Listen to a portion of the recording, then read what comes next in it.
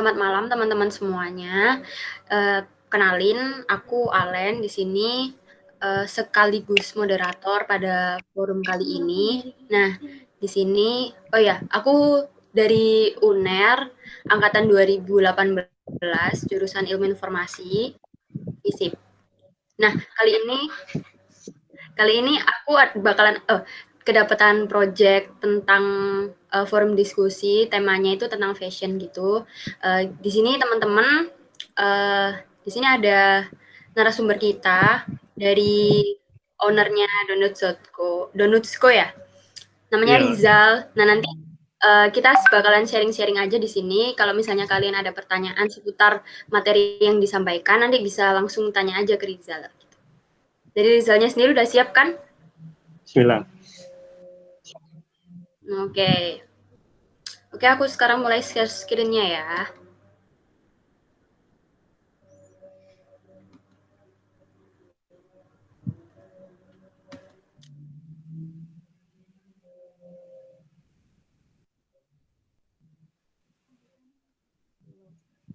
Udah muncul nggak sih?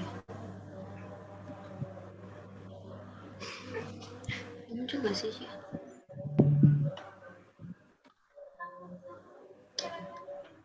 Udah muncul nggak sih? Sudah muncul? Sudah muncul belum? Sudah muncul, Mbak. Sudah muncul ya? Oke, jadi sebelumnya tema yang dibawakan pada forum diskusi kali ini, strategi how to develop fashion trend during a pandemic. Jadi gimana sih caranya kita ngadepin fashion trend di saat pandemi gini biar di masa-masa pandemi ini kita tuh lebih produktif, lebih ada kegiatan yang bermanfaat kayak gitu. Nah, selanjutnya akan dijelaskan oleh Rizal. Silakan Rizal.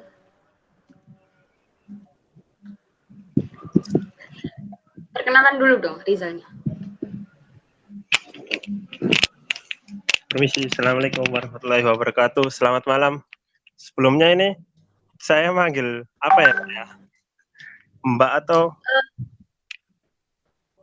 Gak gimana? apa-apa, panggil panggil nama aja nggak apa-apa kok.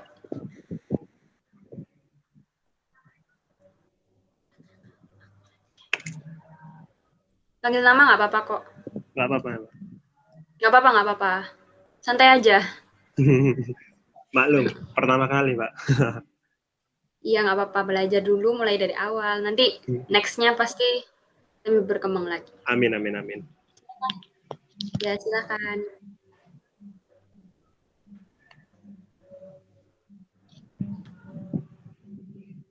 Pertama-tama saya mau mengenalkan diri. Nama saya Rizal Fikri Fadillah. Rumah saya di Jalan Gresik, Asrama Brimob nomor 39.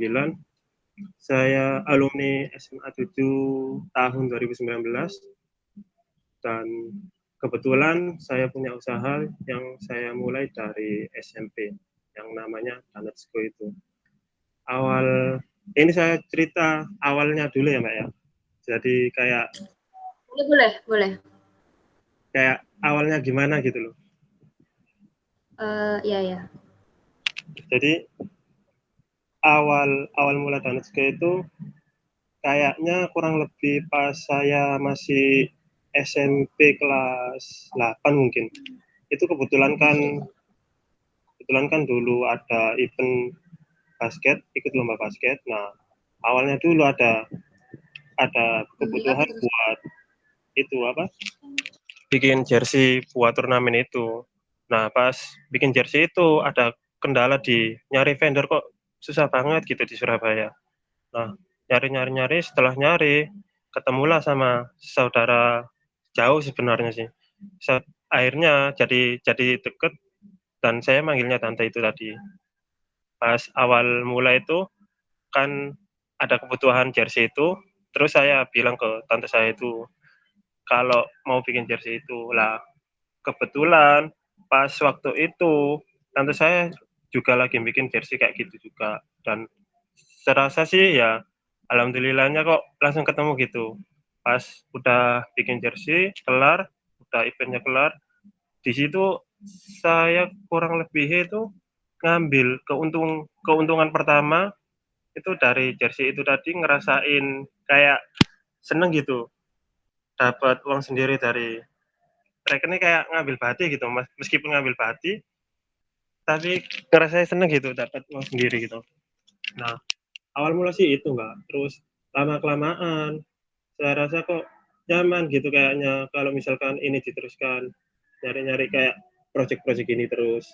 Nah, awalnya itu gak kepikiran bikin clothing sih, lebih ke vendornya dulu yang Danesco itu. Pas kelas 8 mau naik kelas 9 itu baru ada pikiran sama teman-teman saya.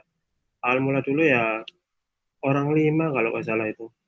Orang 5 ngerembukin. Enaknya usaha apa gitu pas masih SMP gitu. Masih masih remaja kan nggak pikir panjang gitu. Ya selesai kata kata teman saya, ya selesai nerima-nerima kayak aku bikin loh. Nerima-nerima gawe-gawe no. Ke lebih ke jasanya itu. Ya akhirnya pas ngerundingan itu terus ya udah gak apa-apa wis bikin bikin kayak apa vendor gitu namanya Danesco itu awalnya gitu. Nah sebelum masuk ke brandnya itu kan awal mula si vendor tuh. Nah vendor ini ada kayak kekurangannya kalau semisal nggak ada yang pesen gitu kan masih awal-awal gitu ya Mbak ya. Nah pas setelah ada masalah kayak nggak ada orderan gitu mulai mikir ini solusinya gimana gitu. Nah, jalan keluarnya ya mungkin yang berkaitan dengan pakaian dan kawan-kawan itu ya usaha clothing itu. Cuman pas waktu SMP itu kan nggak mikir panjang gitu. Terus pengetahuan ya minim banget dan wawasan di clothing pun ya sekedar tahu-tahu aja gitu trennya gimana, apa yang laku sekarang, apa yang diminati sekarang. Akhirnya yes, mulai mulai pertama buat produk sendiri itu kurang lebih satu lusinan kalau nggak salah itu satu lusinan dan awal mula awal mula kembangin produk itu ya nggak kayak ngepikirin kayak strategi marketingnya gimana terus pasarnya ke siapa dan harga dan value yang diangkat itu berapa dan masih belum tahu kayak kualitas produk yang sebenarnya itu gimana. Nah, itu kan banyak belajar kayak gimana sih kayak buat produk yang benar-benar berkualitas yang mungkin bakal diminati banyak orang gitu. Nah, awalnya sih gitu. Cuma seiringi waktu ya berjalan dan alhamdulillahnya apa? Pas kelas 9 itu sudah jalan gitu. Sama-sama jalan bareng gitu. Orang 5 pas seiringi berjalan waktu terus pas kelas 9 UNAS itu udah kayak ngurusin UNAS dulu, pentingan UNAS dulu, akhirnya ke break sampai sampai habis UNAS itu ngeluarin produk kedua. Nah, produk kedua ini mulai kayak ada kayak kepikiran kayak endorse atau minta tolong pasarin teman-teman ke mulut mulut antar mulut lah sekiranya kayak gampangannya gitu. Terus dari situ ternyata dari situ awal dari awal dari terakhirnya ketemu sama anak-anak. Soalnya pas sehabis lulus udah kayak ngurusin hidupnya sendiri-sendiri tuh, Pak. Ada yang masuk SMA, ada yang masuk SMK. Nah, di antara berlima ini yang masih kayak ngerespon untuk usaha itu cuman saya, Mbak. Nah, pas SMA jalan jalan sendiri saya dari orang 5 itu saya minta kesadaran mereka, tapi ternyata ya mereka ya masih nyaman di hidupnya masing-masing dan saya nggak nuntut lebih. Akhirnya ya saya jalan sendiri pas waktu SMA. Kebetulan pas waktu SMA itu saya mulai kayak nyari-nyari kayak apa ilmunya tentang dunia konveksi lebih lanjut itu. Contohnya kayak kayak konveksi jahitan yang bagus itu gimana, terus unsur dari buat kaos itu gimana, apa aja. Itu saya mulai dari awal SMA itu tadi. Pas udah nemu sama, dan alhamdulillah saya lanjut sama tanteku yang saya cerita tadi. Itu tante itu tadi kayak sharing juga apa yang dialaminya, dan apa yang tak tanyain itu direspon semua alhamdulillahnya. Dan dari awal kelas 10 itu awal berjalan yang benar-benar kayak memulai gitu. Pas pas waktu SMA pas waktu SMA itu kalau kalau nggak salah ada sedikit masalah di waktu. Soalnya kan pas SMA kan sekolahnya itu kalau nggak salah masuk setengah 7 sampai setengah 4. Nah, lebih banyak waktu di sekolah ketimbang di rumah tuh. Otomatis ngalahi di waktu itu tadi buat sekolah, ya buat ngembangin usaha, tapi ya alhamdulillah pas waktu SMA itu bisa berjalan, walaupun ya kadang kayak morat-marit gitu. Nah, terus pas kelas 12 kalau nggak salah, sering berjalannya waktu, pas kelas 12, saya mulai mikir branding lagi, apa produk yang sekiranya bisa diangkat dan laku lah. Nah, awal 2019 itu, awal 2018 kalau nggak salah itu, di Surabaya itu lokal culture-nya itu masih belum ada, selain Persebaya itu tadi. Kebanyakan masyarakat Surabaya demamnya ya Persebaya itu tadi, jadi fans bonek itu tadi.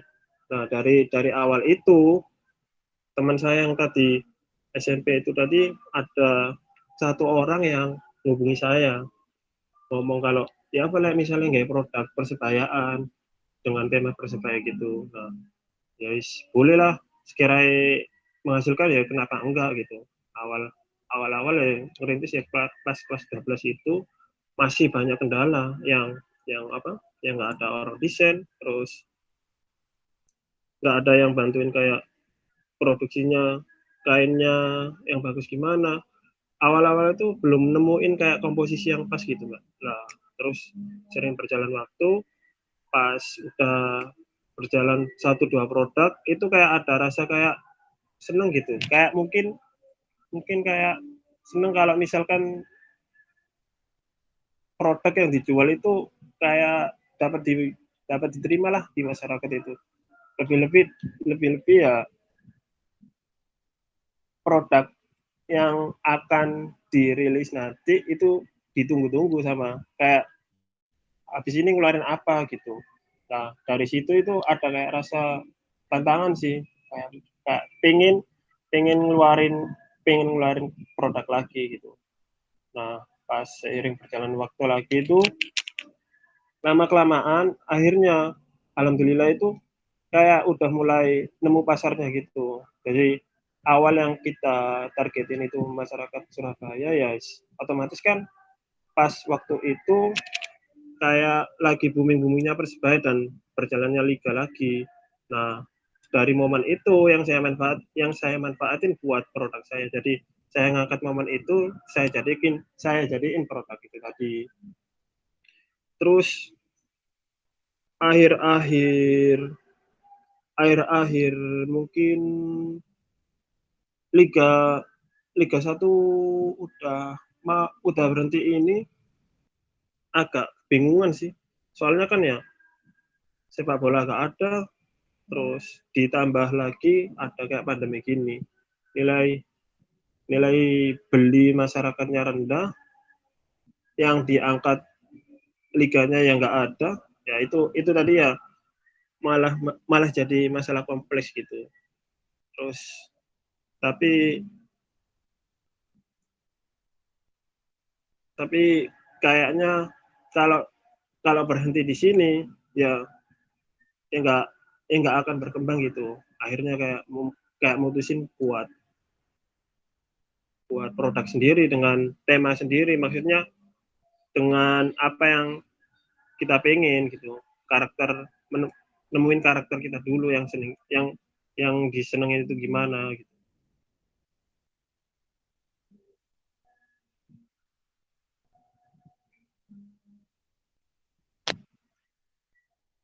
Mungkin itu dulu deh, Pak. Daripada panjang-panjang gitu. Boleh sih. Boleh nggak diceritain kan ini kamu ada Oh, macam nggak sih sorry. yang pengalaman. Ini kan kamu ada kayak pengalaman nih. Nah, boleh nggak diceritain mulai dari apa ya? Karena kamu sempat jadi waiters, terus sempat jadi EO juga, terus sampai ke sablon. Itu prosesnya gimana sih sampai bisa ke stuck ke Donutsko ini? Awal SM, ya SMP pas waktu UNAS itu, sehabis UNAS kan banyak tuh apa libur libur sehabis itu kan sekolah sudah nggak ngapa-ngapain. Nah, di situ pikirku sih kayak manfaatin waktu gitu, waktu senggang, daripada nggak ngapa-ngapain, terus ya daripada nggak congkrak-cangkrok air terus dulin, ya mending ya sedikit bermanfaat lah. Terus awal awal awal ada pengalaman di apa waiters itu dari kakak saya sih, yang nawarin kayak kerja di situ mau nggak gitu. Nah, pas kakak saya nawarin ya tak terima-terima aja, lagian ya pas itu ya nggak ngapa-ngapain, ya udah. Pas apa pas ditawarin itu ya langsung mau saya. Pas terus terus waktu yang apa usaha clothing itu jadi nggak se nggak se nggak jadi keseharian kok, Mbak. Jadi rekennya itu kayak dibilang sampingan ya enggak, tapi dibilang rutinitas ya enggak. Jadi kayak sejalannya lah, pokoknya jalan gitu awal-awal itu. Nah, pas waktu 2017 itu ada event Sri Nation. Nah, pas kebetulan ada yang nawarin jadi EO-nya itu. Awal awal apa? Awal perjanjian hitam di atas putihnya itu kurang lebih 4 hari. Pas udah jalan 2 hari kan kayak nggak ada kejelasan gitu, kayak kok kerjanya kok nggak ada jam gitu, kayak seharian terus ngapain naik. Akhirnya ya pas udah jalan 2 hari, 2 harinya aku libur. Jadi pas waktu event Surya Nation itu cuma 2 hari kerja, dan itu ya sama kayak pas kerja waiters, kayak kayak apa manfaatin waktu kosong aja. Terus pas usaha sablon ini, dari awal yang saya cerita tadi itu ada kayak rasa rasa kayak dibilang passion ya enggak sih, tapi kayak aku pengen usaha di sini sih itu. Terus pas 2020 ini, 2020 awal itu teman saya nawarin kayak kerja sama bareng gitu, jalan usaha bareng. Awal dari yang Danutko yang vendor dan produk, nah itu saya bagiin jadi Danutko sendiri yang produk sendiri, dan yang sablon ya sablon sendiri. Jadi vendornya udah ganti nama sama Sablon Surabaya itu. Nah, yang produknya saya fixin di Dansko itu tadi. Mungkin itu, Mbak. Oke, thank you. Boleh itu nggak dikasih tahu dari kamu nih, kan yang sudah berpengalaman. Tips and trick memulai usaha kamu tuh gimana sih? Tips Gimana? and tricksnya ya, ya berani mencoba aja, Mbak. Jalani aja dulu. Kalau kalau seumpama nanti ada gangguan di jalan, ya jalani aja terus sampai sampai finish gitu. Jadi apapun kendalanya, seenggaknya kita sudah mencoba gitu. Terus pas udah jalan usaha, yang terpenting itu komitmen sih, komitmen sama diri sendiri, sama komitmen sama apa yang ingin dicapai itu. Seumpama ada kayak rasa bosen, males gitu, ya mungkin bisa ingat-ingat sama apa yang kita pengen gitu. Terus yang paling yang paling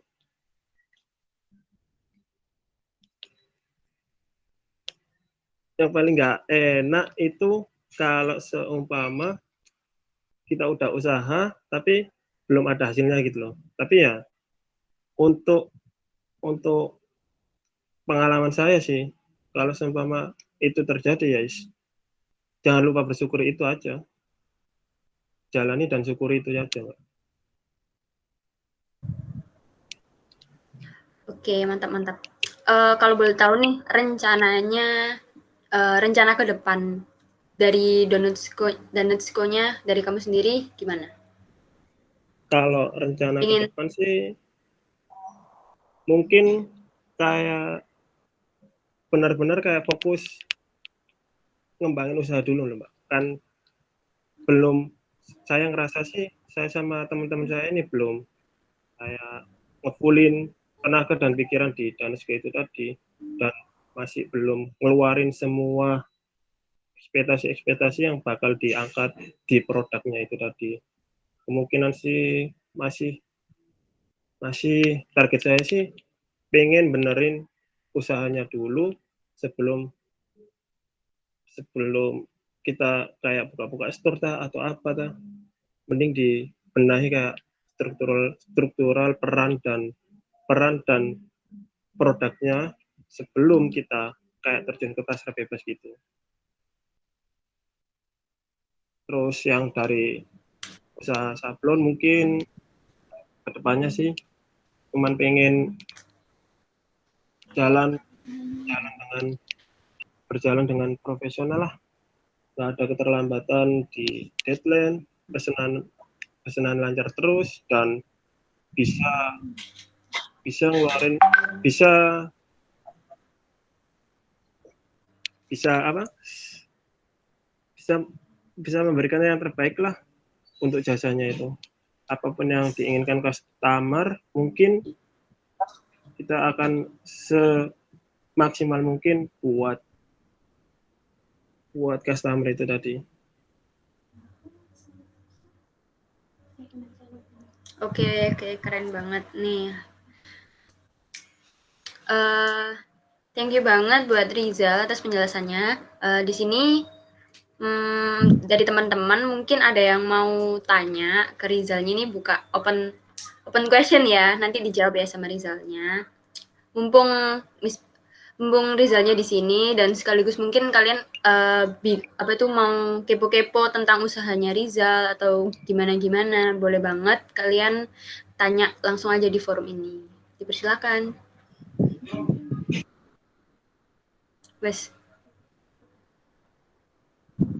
Aku mau tanya dong Rizal, mau ingin tahu aja sih kalau misalkan menurut kamu pribadi, apa yang membedakan brand kamu dengan brand-brand baju yang lainnya? Itu aja, terima kasih.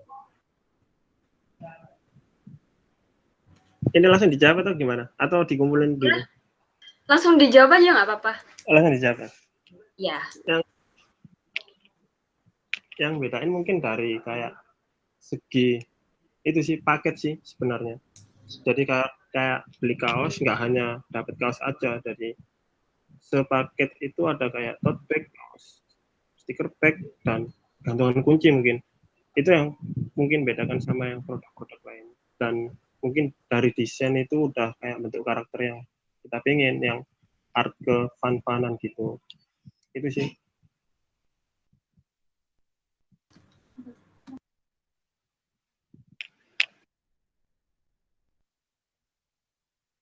Oh, kalau misal berarti itu udah kayak paketan gitu ya. Terus aku mau tanya juga, kayak ada nggak sih ciri khas sendiri dari brand kamu, atau misalkan cuma apa itu namanya, ada ciri khas apa enggak, atau pembeli itu bisa request kayak minta sablonnya gimana gimana gitu. Kalau dari ciri khas sih mungkin ada di jahitannya itu Mbak. Jadi kita pakai jahitan overdeck 3 itu tadi, dan kayak misalkan pengen lengan panjang itu bisa. Kan biasanya kalau brand-brand lain mungkin nyediainnya stok lengan pendek aja gitu Kak. Itu di kami mungkin bisa kayak pengen lengan panjang ya bisa gitu.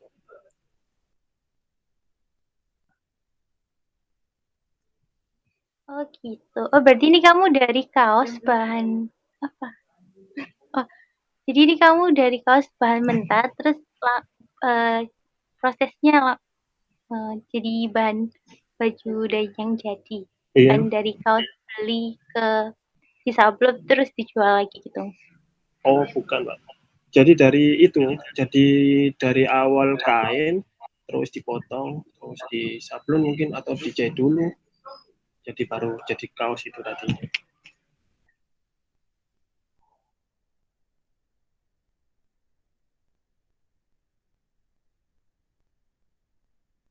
Oh oke, terima kasih ya atas jawabannya. Terima kasih.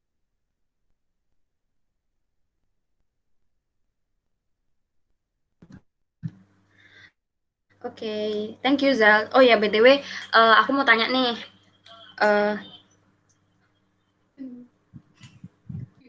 ini bisnis kamu yang nge-handle kamu sendiri atau ada tim di belakang nih kayak nge-backing gitu?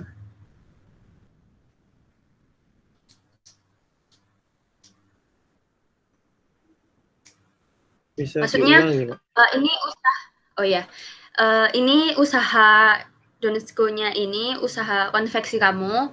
Ini eh, kamu sendiri yang nge-handle atau kamu punya tim? Jadi mungkin istilahnya itu ada kamu ownernya, terus misalnya ada kayak yang bantuin-bantuin gitu. Oh, kalau di Yang Danske sih, memulai bisnis ini kamu sendiri atau iya, ada temen atau gimana? iya kalau dari segi Danske sama Sablon ini ya alhamdulillahnya saya yang mulai sendiri, tapi dengan bantuan ya pasti ada bantuan teman-teman saya itu tadi. Yang di Danske itu ada kayak tim kayak kreatif, terus pemasaran. Nah, yang di Sablon ini cuman partner saya itu tadi. Jadi yang di Sablon itu cuma 2 orang, saya sama teman saya itu di produksinya itu tadi.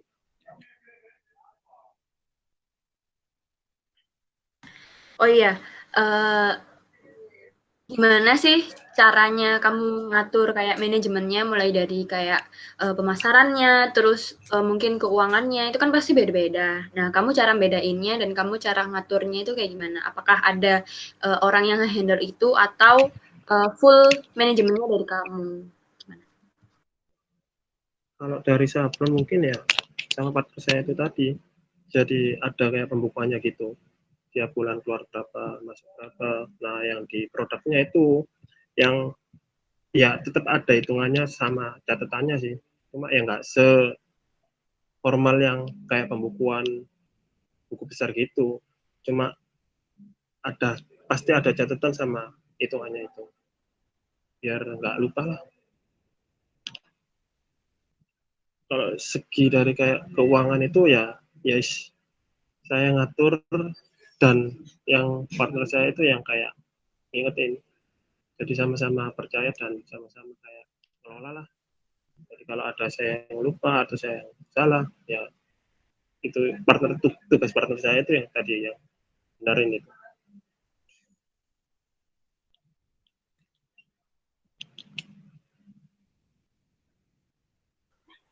Saya Rizal mau tanya lagi, ada nggak sih tempat di mana kamu tuh mencari inspirasi desain buat baju kamu, atau desain kamu itu full dari pemikiran atau kreativitas kamu sendiri gitu? Terima kasih. Kalau saya jawab ya Pak, kalau akhir-akhir ini kayak inspirasi itu mungkin kayak dari realita gitu. Kayak dua artikel pertama yang mulai ngembangin ciri khas sendiri itu. Kan artikel pertama itu Messi, yang artikel kedua itu overthinking, yang artikel kedua ini yang benar-benar kayak yang kita alamin gitu kan.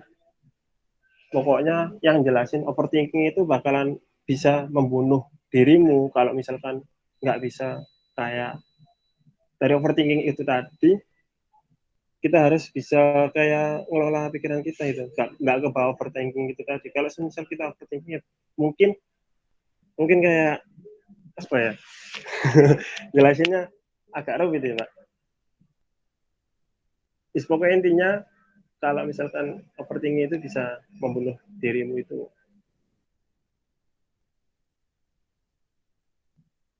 sih Mbak. Sorry ya Mbak ya kalau misalkan jawabannya kurang pas atau kurang belepotan gitu kan, ini juga awal dari kayak gini-ginian.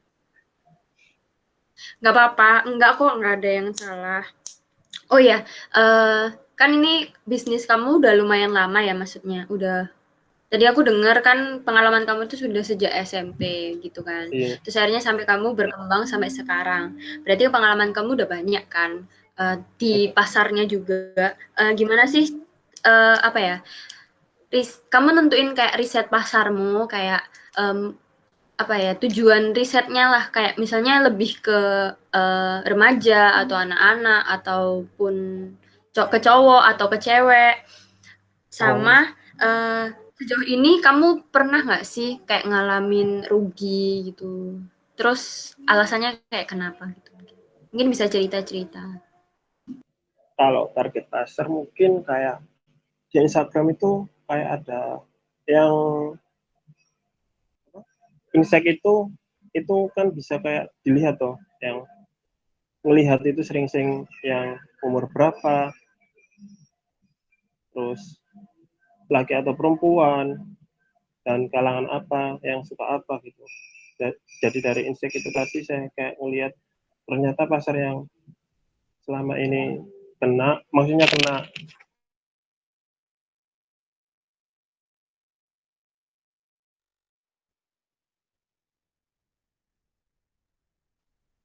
supaya. Terus kalau masalah rugi itu udah pasti gitu Mbak. Jadi ngalamin rugi itu otomatis udah jadi kayak bahan yang pasti terjadi gitu. Awal kerugian itu kurang lebih itu 3 jutaan kalau nggak salah. Nah itu sebenarnya sih bukan bukan salah dari saya sih. Kan saya kan belum punya penjahit. Nah otomatis kan partneran partneran sama orang. Nah pas partneran itu yang nggak komitmen di deadline itu dari sisi penjahitnya itu tadi. Semisal kayak targetnya selesai hari Rabu, nah itu nggak diselesaikan hari Rabu, sementara deadline-nya itu hari Kamis. Nah pas hari Kamis udah masuk deadline belum kelar, nah si customer nuntut nggak mau bayar karena kan belum kelar gitu lah.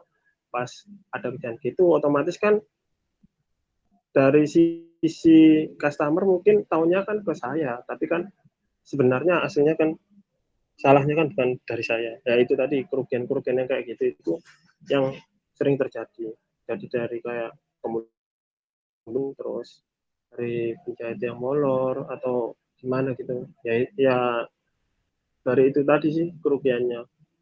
Terus sering-sering kayak diremehin pas waktu masih sekolah itu.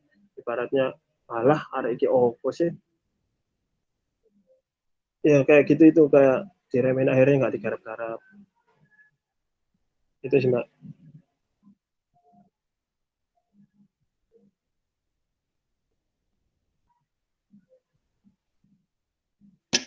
Mungkin ada yang mau Iya, bertanya, teman-teman. Oke, silahkan. Iya, silahkan. Iya, aku mau tanya perihal desain dari kaosnya ya kan, pasti untuk desain-desain itu kan ada beberapa yang custom kan dari pelanggan atau pelanggannya kan. Nah, kalau misalnya dari pelanggannya sendiri ini ada yang kayak bermasalah dan kayak susah untuk menghandle desainnya ini, dari usaha dari kamu sendiri sebagai ownernya kayak gimana solusinya?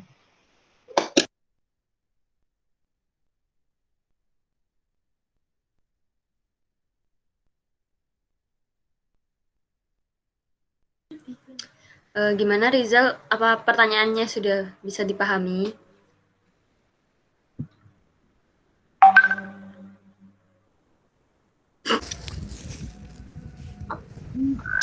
Halo Rizal, dengar nggak suaranya? Dengar Pak, sorry Pak ya, putus-putus. Oh nggak apa-apa. Oh iya jadi ini ada pertanyaan dari Aulia. Silakan.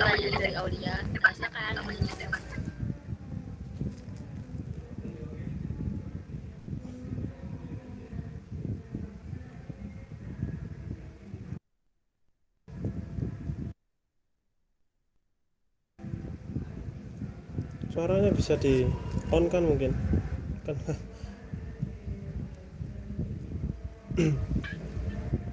Aul, Mbak, suaranya Mbak Aul.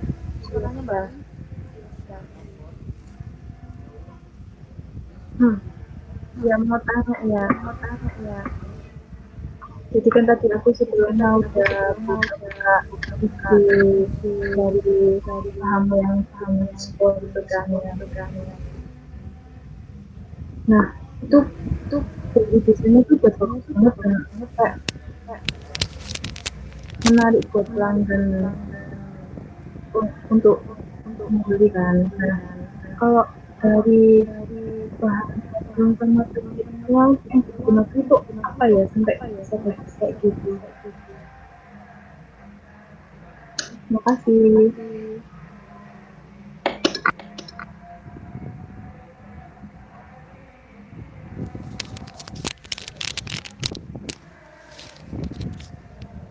Pertanyaan apa tadi Mbak?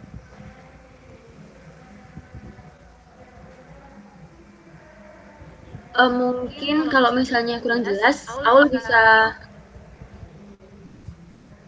kirim pertanyaannya lewat chat.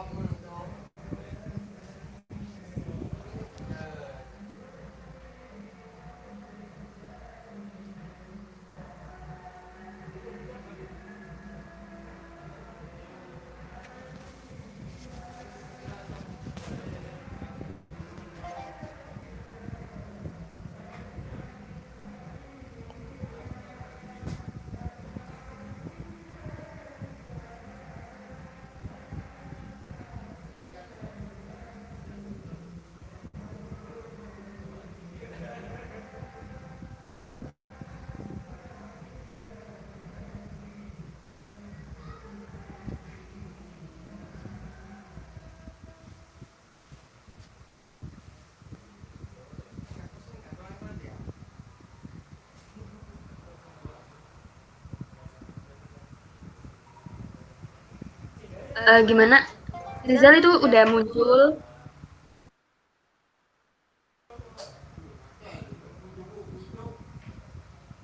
Aku bacain Iya, ya. Pak. Atau oke. Jadi si Aul ini sudah ngecek di IG-nya Donutsko. Nah,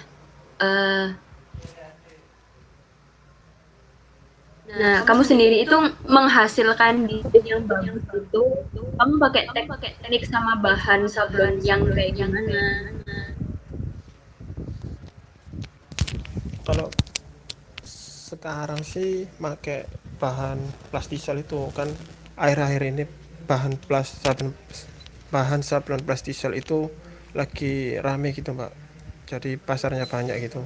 Ya menyesuaikan pasar aja, kayak pasar lagi butuh kayak bahan plastisol ya udah kayak ngikutin pasar aja. Dari segi desain mungkin ngasilin desain itu kayak warna-warna yang kita pengen gitu, kayak warna-warna cerah, tapi ya nggak warna-warna cerah yang norak gitu. Mungkin main-main kayak warna-warna cerah tapi kayak ada turunan warnanya gitu, kayak kuning ketemu kayak merah, atau warna-warna yang fun lah pokoknya.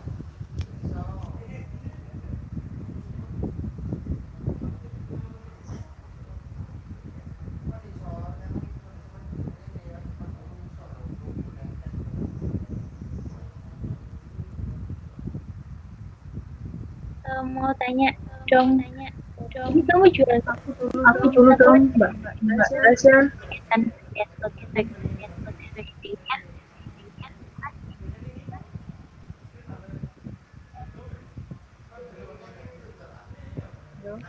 Halo. Iya Mbak, nggak dengar suaranya Mbak. Aku mau tanya menanggapi yang tadi desain tidak. Kan akhir-akhir ini yang lagi in di sosial media atau yang lainnya itu kan kayak yang kayak gitu, dan jadi kamu sendiri ada nggak sih pikiran untuk melambah ke desain yang seperti itu? Terima kasih.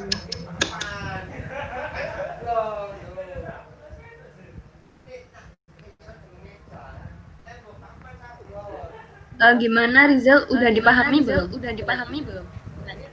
Nggak denger ya Mbak, tadi ada yang ngomong apa nggak denger ya, kayak putus-putus gitu.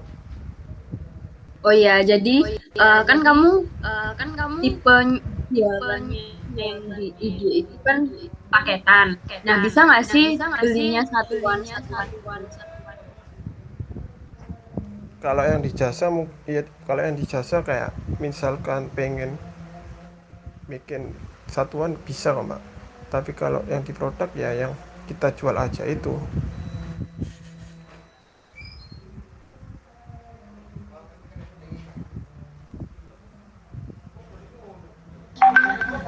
Untuk yang awal bisa diulangin pernah.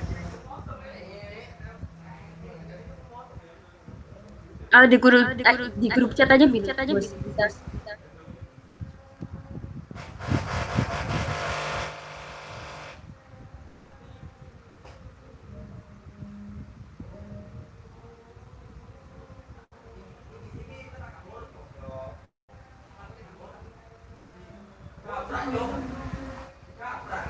Sambil bertanya Aul, aku mau nanya. Jadi caranya kamu branding fashion kamu gimana sih? Akhir-akhir ini ataupun yang terakhir kali kamu gunain? Misal kamu endorse ke selebgram atau kamu ikutan ngadain giveaway atau gimana? Kalau dari nge-brandingnya mungkin itu otomatis ke promosi ya Mbak ya. Promosi yang biasa digunain itu jalur itu paid promote. Kalau enggak yang gratis ya mungkin ke teman-teman kayak sharing apa, minta share lah. Terus kayak di Facebook itu kayak nge-share postingan di grup-grup yang anggotanya banyak gitu. Nah, yang gratis sih mungkin itu. Yang berbayar mungkin bisa paid promote, kalau enggak ke IG Ads atau FB Ads itu. Cuma yang endorse itu saya pernah sekali tapi enggak ada effortnya ke saya gitu.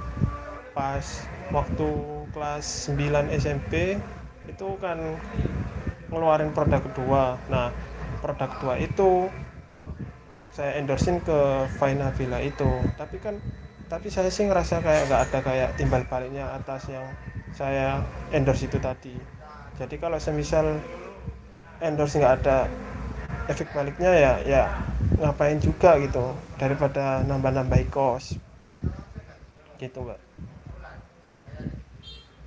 Oke, jadi ini aku bacain teman-teman ya. Iya Mbak, silakan. Jadi kan akhir-akhir ini lagi rame desain baju yang lagi hits nih, yang tie-dye itu. Nah, dari kamu sendiri itu ada nggak sih pikiran untuk nambah yang kayak yang tie-dye gitu?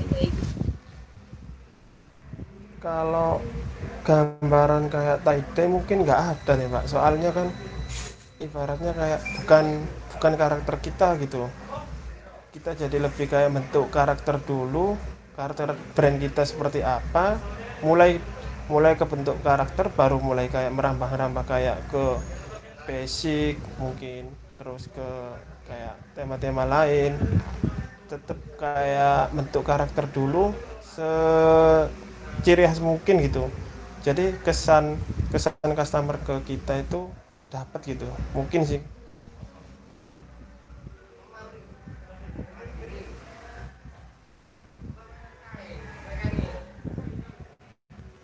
Oke, thank you. Mungkin dari teman-teman ada yang mau tanya lagi. Aku mau tanya Len. Oh, boleh silakan. Jadi aku mau tanya, menurut Rizal sendiri ada nggak sih kendala dalam cara yang proses pembuatan kaos yang kebanyakan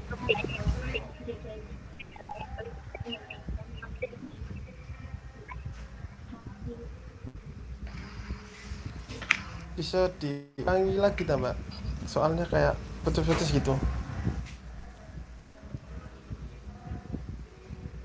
Oke, jadi aku ulangin ya. Ada nggak sih kendala yang kamu alami selama kamu tuh bikin produk? Jadi mulai dari bahan mentah sampai ke bahan jadi. Itu kendala yang paling berat yang kamu rasain itu di bagian Kendala terberat sih di pemasaran sih Mbak selama ini. Jadi semisal kita punya target dan desain itu menurut kita bagus, belum tentu juga kayak sesuai sama target kita gitu. Mungkin tantangan paling berat ya itu tadi. Jadi kita punya plan gimana tapi realitanya kan beda gitu.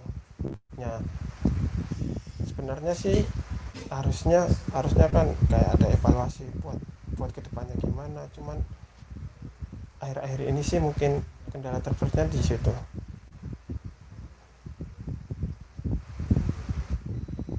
Oh, jadi kendala terberat ini pemasarannya. Iya, di pemasarannya itu tadi. Ikut beberapa page promo. Nah, aku mau tahu nih, kan aku juga pernah jadi panitia penyedia page mau aja seberapa pasti effortnya dari kamu ikut page promote, karena kalau tahu aku kayaknya kita cuma nge-share gitu aja, emang dilihat atau enggak followers. Terima kasih.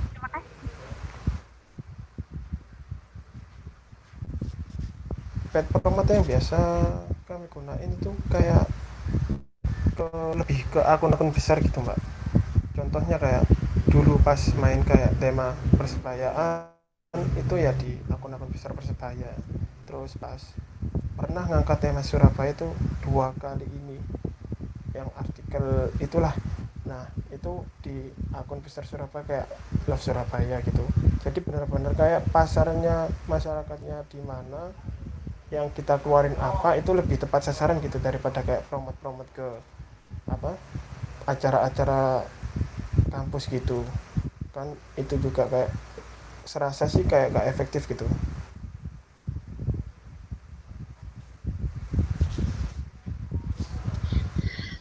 Oke, aku mau tanya-tanya dulu kan. Monggo. Jadi gimana sih cara kamu ngatur keuangan? Kan kamu pasti bakalan profit kan dari jualan itu kan bakalan profit. Ya gimana cara ngelola profit kamu antara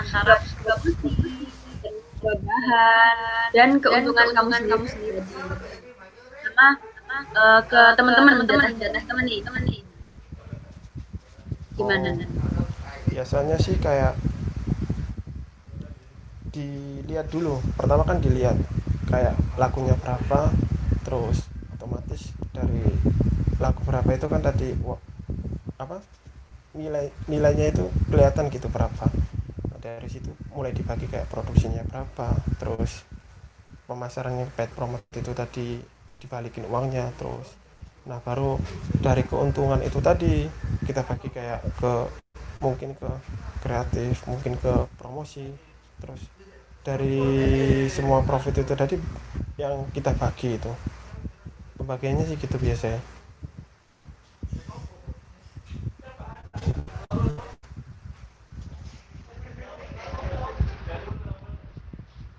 Eh, sebelumnya mau tanya nih,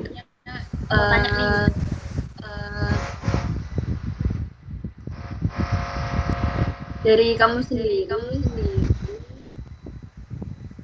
apa sih pengalaman yang kayak kurang apa ya, kurang dirasa enak gitu Oh, pengalaman gak enak dalam gitu. kamu berbisnis ya. Pengalaman nggak enak sih itu pas ngeluarin produk dan itu ekspektasi kita udah laku banyak, ternyata yang laku cuma beberapa gitu kan. Itu rasanya kayak alah wis istilah wis kayak melending ado-ado kok ternyata bayarnya mek semono. Itu sih mbak kayak yang lebih nggak enak sih, kayak rasanya ternyata produk ini nggak ada pasarnya gitu. Itu sih pengalaman nggak terenak dari hisap. Mungkin pengalaman kerugian itu tadi yang paling nggak enak itu.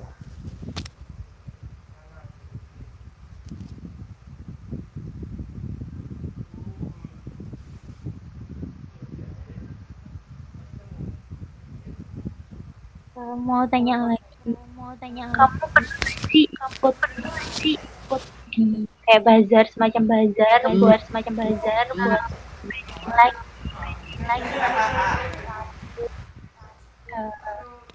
kayak misalkan ada event musik itu, kamu pernah ngasih kayak buka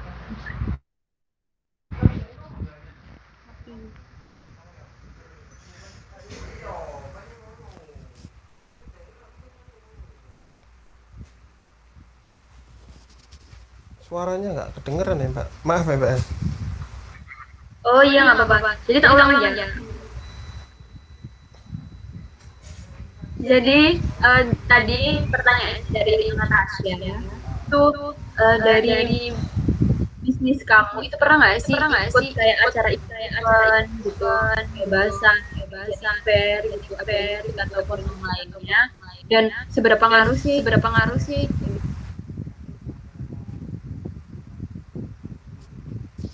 Kayak sepengalaman saya sih belum pernah ikut event, soalnya kan apa butuh waktu sama biaya yang besar juga gitu. Jadi daripada ikut event yang belum pasti kayak buka pasar, itu mending nggak dulu gitu. Jadi kalau pengalaman ikut event sih belum pernah gitu. tapi kalau misalnya nih ada event terus nggak sih rencana buat ikut-ikutan kayak gitu? Oh, kalau nggak salah pernah deh mbak, itu apa event yang pelaku ke Tunjungan itu satu kali itu pernah satu kali. Pas waktu itu satu hari itu dan waktunya nggak lama gitu, dari mulai habis asar sampai jam 10-an gitu. Alhamdulillah sih itu nggak kebayang kalau dapat segitu gitu.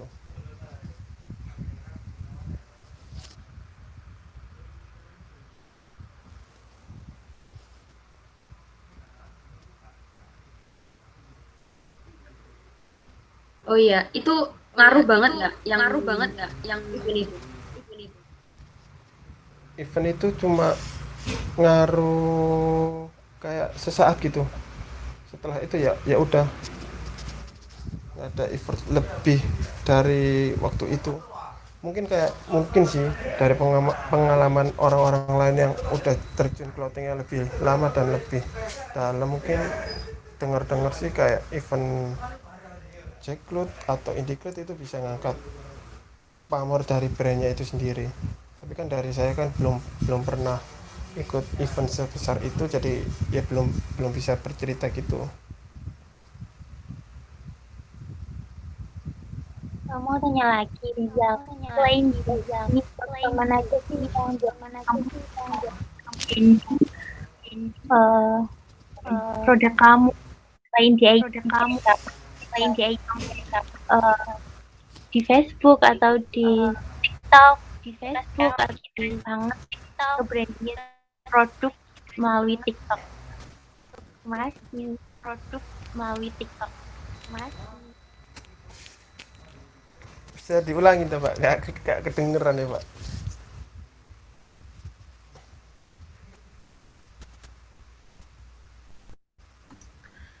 Oke, aku ulang ya mungkin ya pertanyaannya. Jadi produk kamu, selain kamu promosinya lewat IG, promosinya itu lewat platform mana aja? Entah itu Facebook, or TikTok, atau Twitter. Kan sekarang lagi trending banget nih TikTok kan, kayak bikin apa itu nge-pack produknya terus di upload di TikTok, terus kan kayak banyak yang lihat.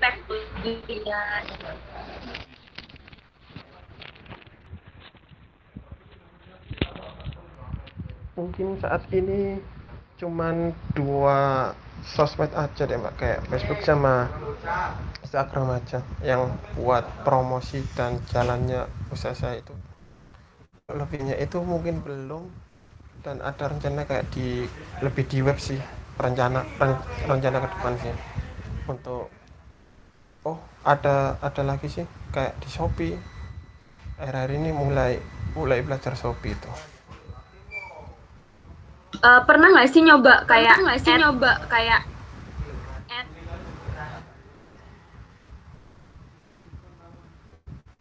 Gimana Mbak? Pernah nyoba kayak iklan nggak? Sekarang kan Oh, banyak nih. IG Ads itu. Iya, ad. Pernah nggak? Pernah. Iya pernah. Itu IG Ads itu kalau nggak salah sesuai budget dari kita kok. Jadi kita punya budget berapa, dan yang masarin ya Instagram Ads atau Facebook Ads itu tadi. Kita kita tinggal nyari audiens yang sesuai sama produk kita. Tapi dalam pemilihan audiens sama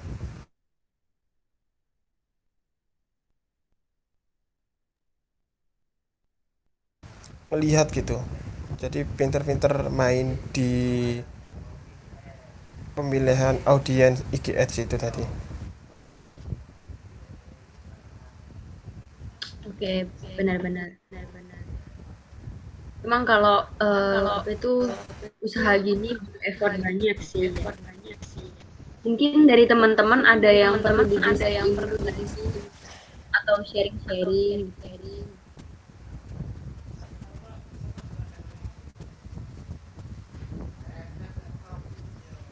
Oh iya, aku mau cerita dikit nih.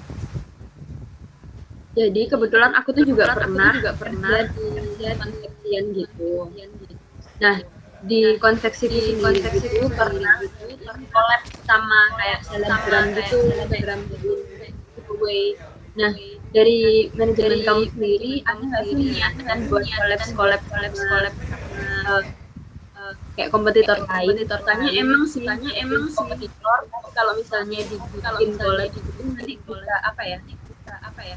Menurut aku yang waktu aku kerja di itu lumayan ngaruh sih, apalagi followersnya. Jadi waktu itu sempat 1.000 followers jadi 12.000 kalau nggak salah.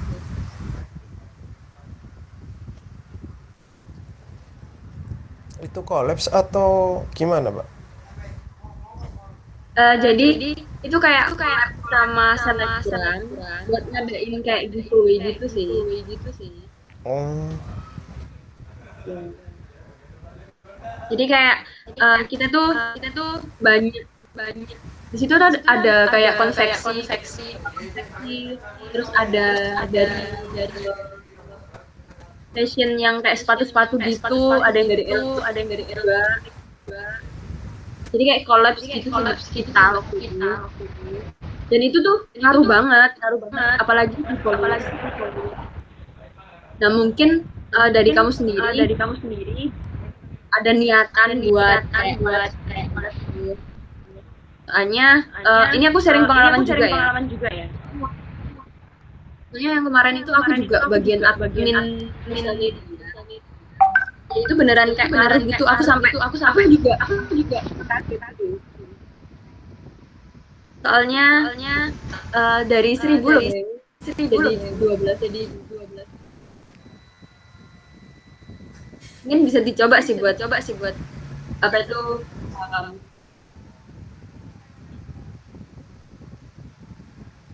iya sih, Mbak.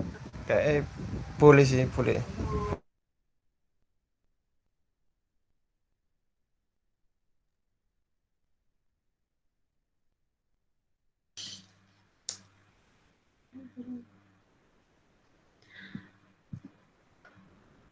halo. Em, mungkin di sini teman-teman ada yang mau tanya lagi atau mau diskusi bareng atau kasih saran ke Rizal, boleh kan?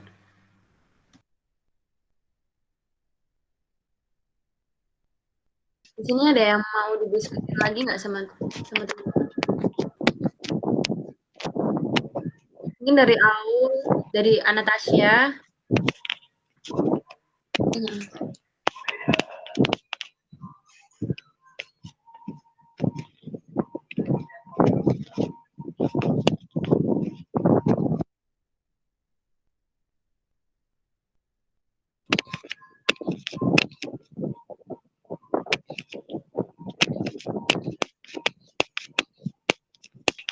Kalau dari aku sih udah.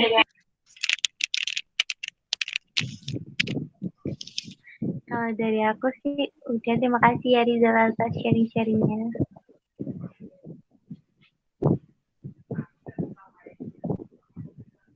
Mungkin ada tambahan lagi. Oke nih. Ada yang bertanya? Iya.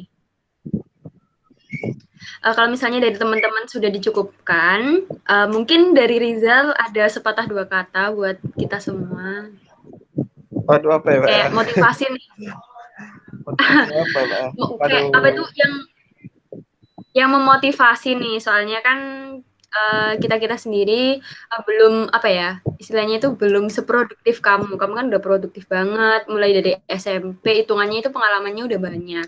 Nah, kasih dong kayak sepatah dua kata buat kita biar apa itu apalagi di masa-masa pandemik ini biar kita tuh kayak lebih produktif lagi, lebih bermanfaat lagi kegiatan-kegiatannya. Bener kayak kamu tadi nggak main-main doang.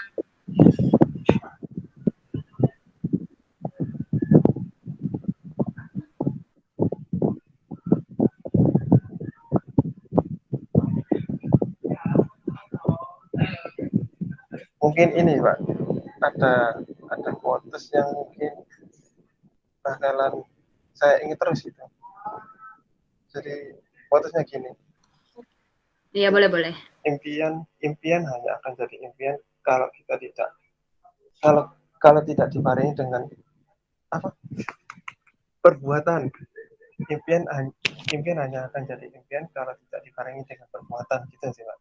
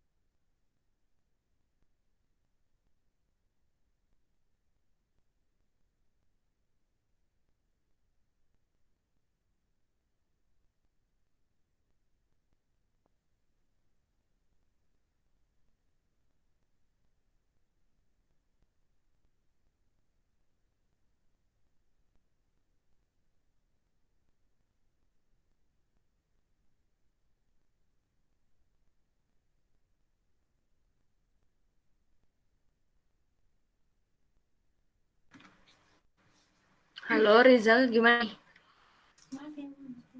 Sorry nih, habis keputus.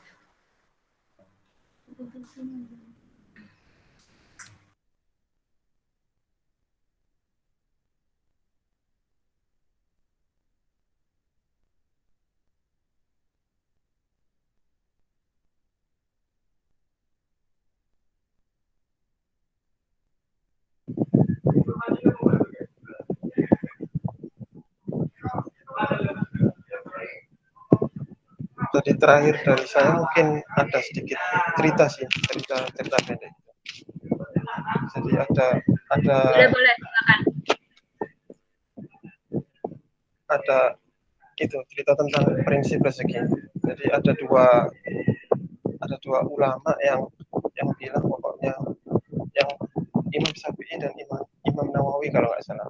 Nah, Imam Syafi'i itu cerita ke Imam Nawawi yang muridnya itu bilang kalau rezeki itu konsepnya udah diatur sama yang kuasa gitu. Jadi nggak perlu ngapa-ngapain pun kalau rezeki udah datang, kamu bakal dapat rezeki gitu. Nah, ya, Imam Nawawi itu nggak setuju. Loh, kok bisa? Tapi rezeki itu perlu dijemput gitu. Nah, kemudian satu hari berselang perdebatan itu tadi, ada kejadian Imam Nawawi itu melihat seorang penjual kurma, terus dibantulah sama dia. Penjual kurmanya ini tua banget gitu. Pas apa dicerita itu, pas waktu dibantuin, penjual kurmanya ini terus ngasih kurmanya itu ke Imam Nawawi itu tadi, terus sama Imam Nawawi diterima tuh. Nah, dia bersyukur atas kayak rezeki hari itu, tapi dia langsung keinget sama gurunya itu tadi, atas keinget tadi, baliklah dia ke rumahnya Imam Syafi'i, terus bilang, hari ini aku dapat rezeki dari saya dari saya yang udah bantuin penjual tadi pulang ke rumahnya, penjualnya sudah tua gitu. Terus Imam Nawawi itu ngomong, bener kan guru, bahwa rezeki itu perlu dijemput gitu. Terus gurunya jawab sambil ngomong gini, iya iya benar, tapi aku juga benar, kamu datang ke sini ngasih buat kurma juga, itu kan aku nggak perlu jemput gitu. Jadi intinya rezeki itu udah ada yang atur, tapi tetap perlu dikejar.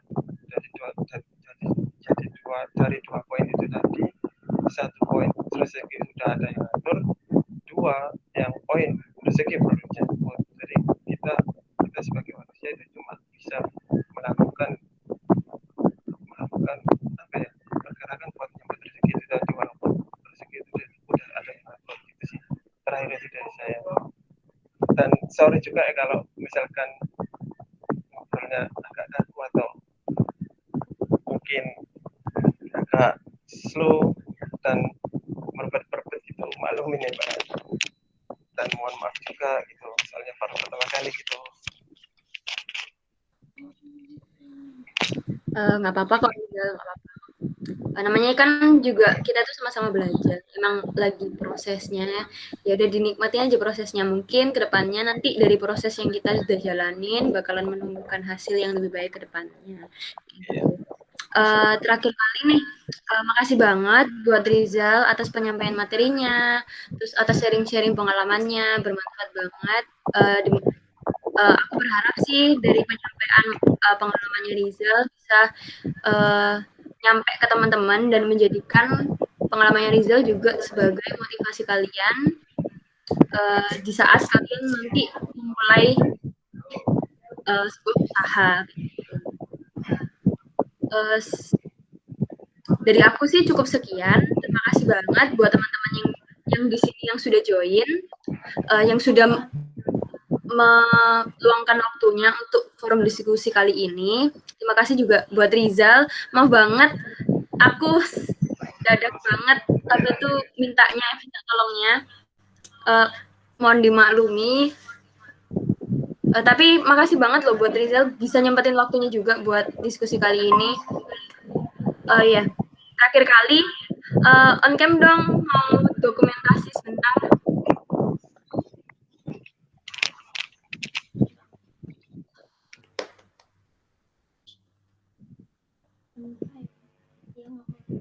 Satu, dua, tiga. Sekali lagi.